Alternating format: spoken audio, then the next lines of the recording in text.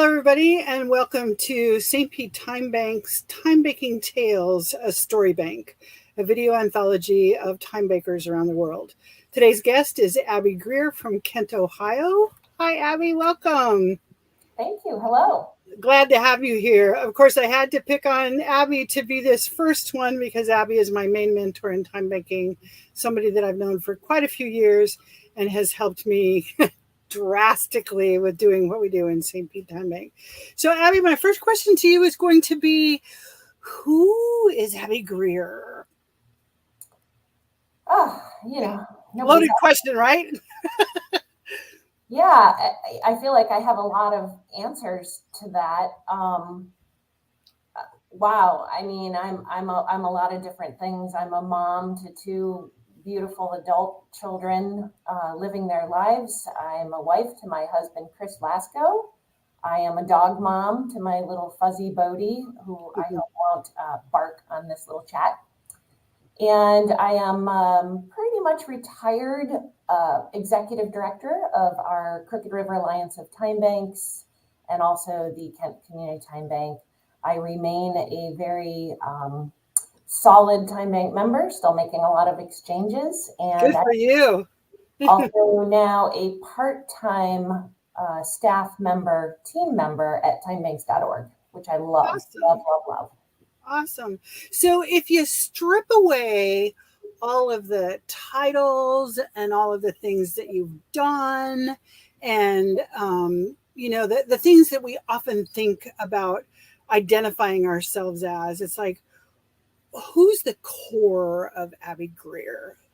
Sensitive, kind, compassionate woman. But what would you say to people that is maybe that you'd want to be known by? Even if you're not, just want to be. But who's behind all of the things that you do? Wow. You're asking very deep questions. Oh, okay, strike that one. No, I really like to know. It's like who's the girl behind the curtain that does all these things? I really, really love that question. Honestly, I think I was just born with the grace of joy. I've always been just a very joyous person. I feel joy in my heart when I go to bed at night. I feel joy in my heart when I wake up in the morning. Of course, life brings about anxieties and fears. And as I get older, sometimes I find that joy a little bit farther away. But it's funny, even when I'm really scared of something, it's like there's still this little bubble in there. I don't know how to describe it. Oh, that's beautiful. It maybe feels a little spiritual to me too in some way, because it's so unexplained that how could somebody have this much joy? So I do feel like a very joyous person. I like to be a fun person, fun to be with. I like having a good time. I also just really like supporting my family and being a good friend and being that supportive, empathetic, compassionate person. I like being a good stand-up member in my community. And I also like valuing everyone, regardless of anything. So I feel I don't even know what the word is. It doesn't, especially when we think in these times politically, I have so many friends on every side of the spectrum, and I love talking to all of them. And that's the person I want to be. But valuing not only who you want to be, but who you are. If I sit on this side of the table and go, yep, that's Abby. Valuing people equally for who they are. That's such a strong part of what we believe in time banking. Do you want to talk a little bit about that? I mean, where would time banking be if we didn't look at each other equally?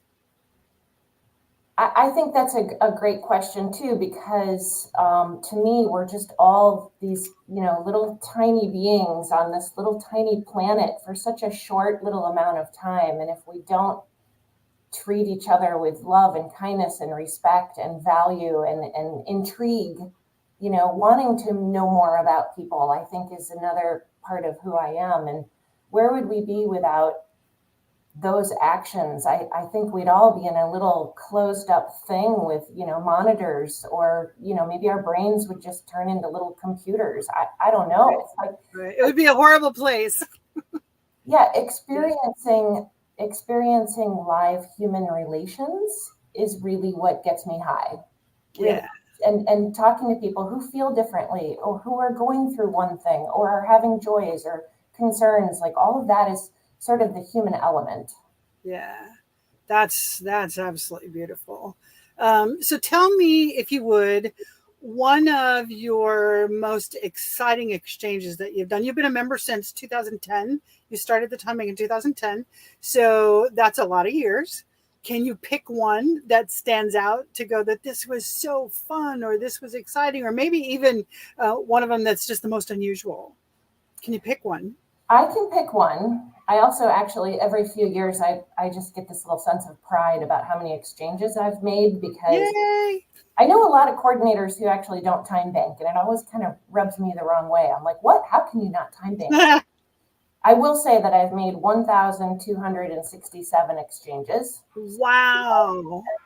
for a total of 13,628 hours. Oh my goodness. I love that. Now, granted, I was always paid in time credits, rewarded in time credits for running the time bank. So thousands of those hours are, leadership and Right.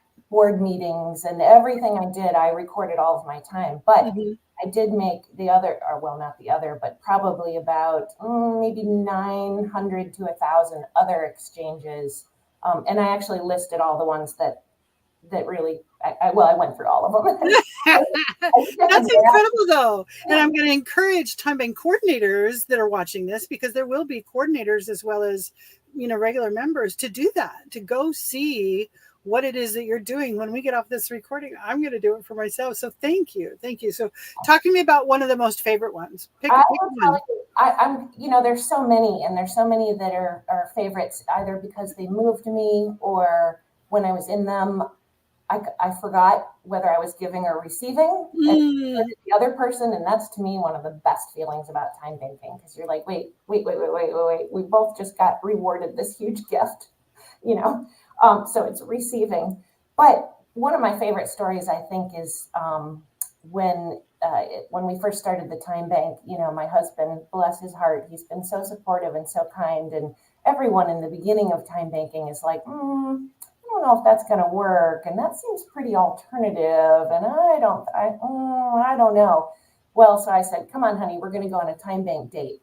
And so one of the offers in the time bank was learn how to roast your own coffee at home. And we love coffee. We're foodies. We love good coffee. And so Chris was like, okay. So we went on a Saturday afternoon. Yes. To Andrew's house, who's a member of the Time Bank, and we spent, I think, about an hour and a half there. And as we were talking to Andrew about coffee, Andrew is just a coffee nerd, and the more he talked, the more excited his eyes got. And he was talking about ethical coffee beans and green coffee beans and where you get your coffee and why it's important. And then he roasted it up in a little popcorn popper. And then he said, well, come on, and I'll show you a few things. And he had a little agenda on his computer. So we learned about more coffee plantations and a lot of ethical coffee roasting. And then we made a cup of coffee out of the beans that he had just roasted. And it was the best cup of coffee I've ever had in my entire life. Right.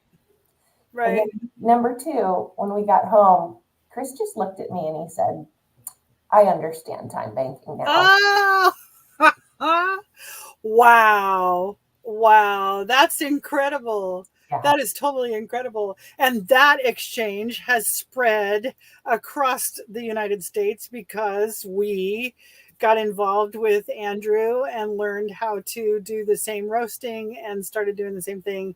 And of course, my partner took it to another level. So we have a huge roaster now. But that's crazy. And to see, I mean, how do you explain that to people? One of my questions, which is going to be, if you had to explain time banking to somebody that didn't know anything, how do you put that into words? It's hard sometimes. But beyond just we value them for who they are and we pay time credits for what they do. Mhm. So, do you have an unusual story? If that was your most fun and you saw it light up.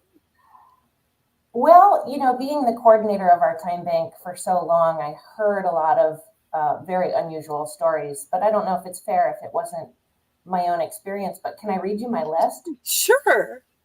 Okay. Sure. These are some of the things that I spent time credits on, and I'm probably just going to go really fast so you can get it in there and you won't have to edit it out. Well, I'm not doing any editing. This is the way it's going to go out.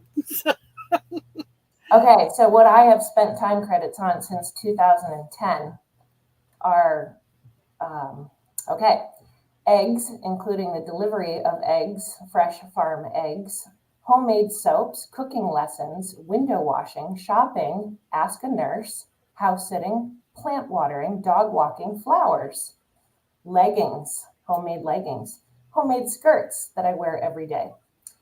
I took an active listening class. I borrowed a pop-up camper to go to a music festival. All for time credits. This is all for time credits and maybe all of it.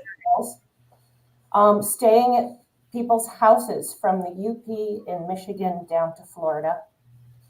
Transportation. I've gotten rides to the airport, many other places. Jewelry cleaning, house cleaning, a drum delivery to Columbus, siding repair on our house. We had a sound guy for a block party, dog grooming. I had my hair styled, lavender syrup, homemade vanilla. I donated a lot of time credits to, and this is what I was spending them on, to other organizations or individuals that just felt like they didn't want to be on the other side of zero. Photography, acupuncture. I got mentoring for when I was becoming an executive director. I didn't know how to do that, so I got mentoring for time credits. I got investment advice. I got my oil changed, clothes mended, social media consultation. I got a handmade wooden kayak. For 80 time credits is what he felt. It took him 80 hours to make that. I got family. That is a very unusual exchange. It is. Yeah, that's beautiful. Family VHS tapes converted to DVDs. I got a bike tune-up. I had curtains made for my dining room. I got a dog bed for my little dog. That coffee roasting lesson. Lots of glass pie plates. Everybody brings me glass pie plates. I borrowed 10. We have to stop at that one, Abby. Okay. Why does everybody bring you pie plates? Tell them why. Because I am that. If I was going to talk about how I've earned time credits, my second, probably most gathered hours of earning time credits is making pies for my local time bank. I just love to make pies. People love my pies, and I love baking them in a glass pie dish. So people will go to, antique stores or garage sales, and they'll get a stack of them, and they'll say, "Abby, I got you some pie plates." That's incredible. Well, that might not be everything that you had on the list, but that is a huge, like A to Z, of what can be done with time banking and so much more. We're going to wind it down. We have a few minutes left. We're going to wind it down, and so I'm going to ask you what would you like to happen in your community, your time bank community? Or in time banking as a whole.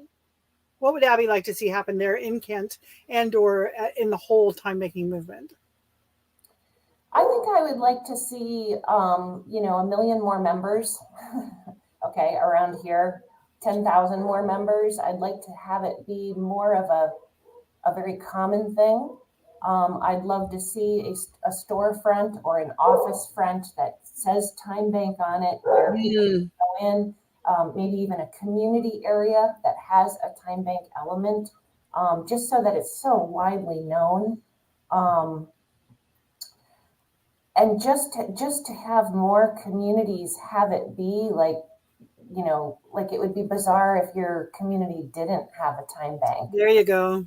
Because we just all have so much to share, and we don't all need to have a lawnmower. We don't all need to have a car. Right. So many cool things, because it's not just about borrowing the lawnmower or the car. It's the connections you make when you go pick up the lawnmower or when you get a ride. So I just feel like every community should have one, and globally, what we can do to boost people up and to help them feel connected and less isolated. It's a movement, and I feel like it's really growing. So I want to see it continue to grow and be as common globally as it would be in my local community. There you go. That's a beautiful way to look at it. 1 million new members. nationwide. That's fantastic. Well, let's keep track of that and see what happens in 2022.